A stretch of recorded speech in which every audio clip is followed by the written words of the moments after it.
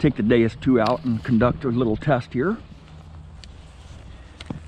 6-inch deep or 5-inch deep clad dime right there. It's been there for several years. I tested on many machines. You've seen me test this detector on this target many times, many detectors. So I had a request just this morning to drop my reactivity down to 0 and take it over to the really irony park down the street I call the Giving Tree Park. I've been finding a lot of old coins, lots of deep relics, deep stuff. Every target in that park is pretty much masked by iron or foil. And so I'm going to conduct this test here, and I'll just show you that the reactivity at 0 is not going to cut through my soil. 5-inch deep clad dime right here in fairly clean ground, right? It's mineralized ground, but there's no iron around it, right? I'll just show you a program that I use a lot with this detector here. And I'll just drop my reactivity down to 0 and show you what happens in my soil when I drop the reactivity down low. Usually I have my reactivity about 3 or so, 2.5 or 3. The Deus 2, I think I find the most targets with the reactivity 3, even deeper targets, right? So a lot of people have been misled. A lot of people who are new to metal detecting have been misled or misunderstand what reactivity or recovery speed is. In my mineralized ground here, I cannot run a slow recovery speed because the detector has to process the minerals in the ground first before it can get those deeper targets. And I'll just show you that here. I'll just put it in the hot program. I'll ground balance it here in the curb strip here. I'm at 0 discrimination, so I have iron open here. So I'm in full tones, though I have a sliding scale on 0 to the iron range has a sliding scale, so I'll get different tones on there. All basically, it's all metal, right?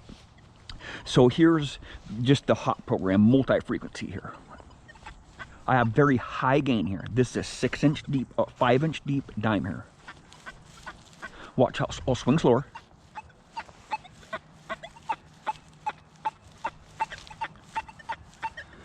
I'll give you big numbers here.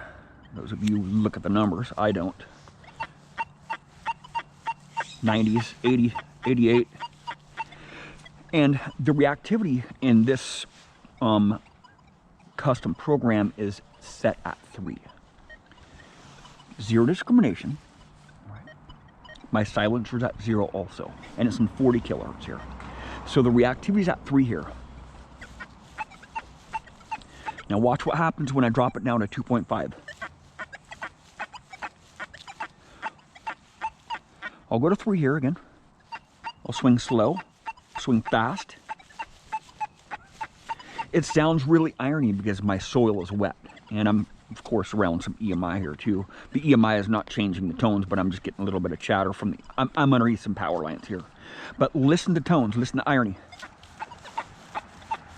The faster I swing, the it's still hitting it.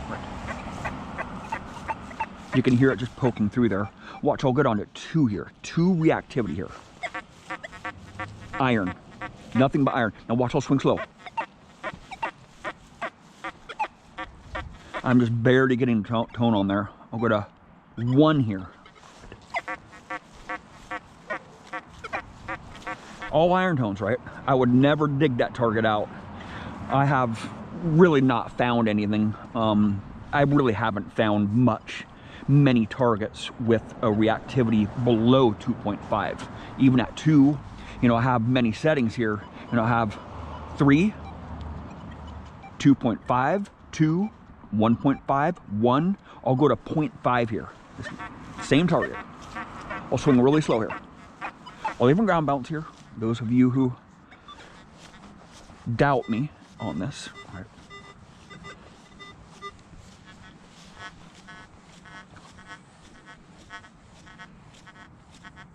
See the bar of minerals right there? How it has a full bar of minerals? I have hot ground.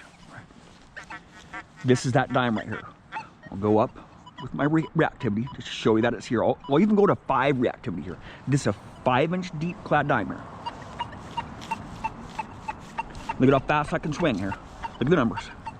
I'm not gonna have you guys look at the numbers, but it's in the 90s, right? Now I'll go to 0 reactivity here. 0 reactivity. I'll go slow here. Fast. Nothing but iron, right? I just get mineral tones, right? So what it does, what that reactivity is doing is it elongates that mineral tone when I have a slow reactivity.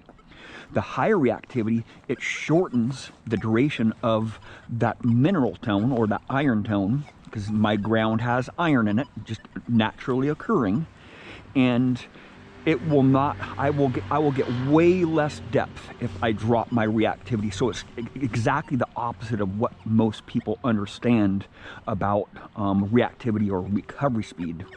So, and I've showed you this many times before, it's the same as like an elevated nail test, right? You take a dime and you elevate a nail above it about 1 inch. See what reactivity 0 will get you. It will not hit targets that are near iron, a 0 reactivity, right?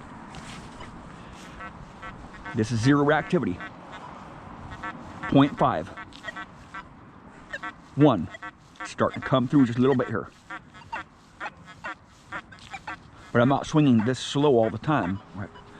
2.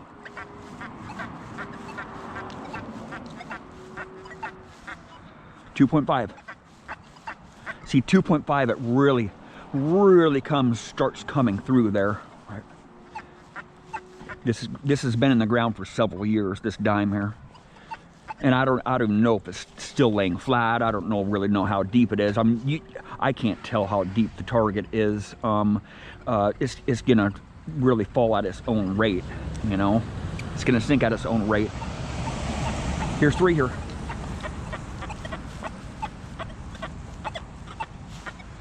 I'll go to 5 here.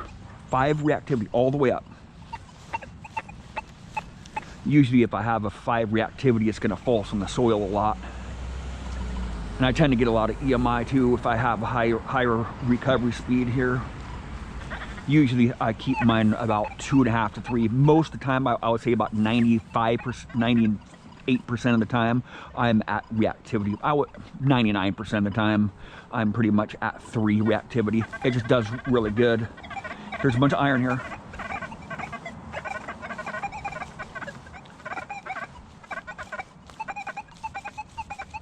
There's a penny right here, and the iron. I'm at 5, remember here. I'll go to 3 here.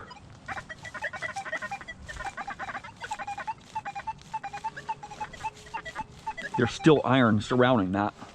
I'll go to 0 here. Watch this. Right. There's just no way it can process all those nails, right? I want a fast processor. I want to really process those nails. I'll come over this dime here.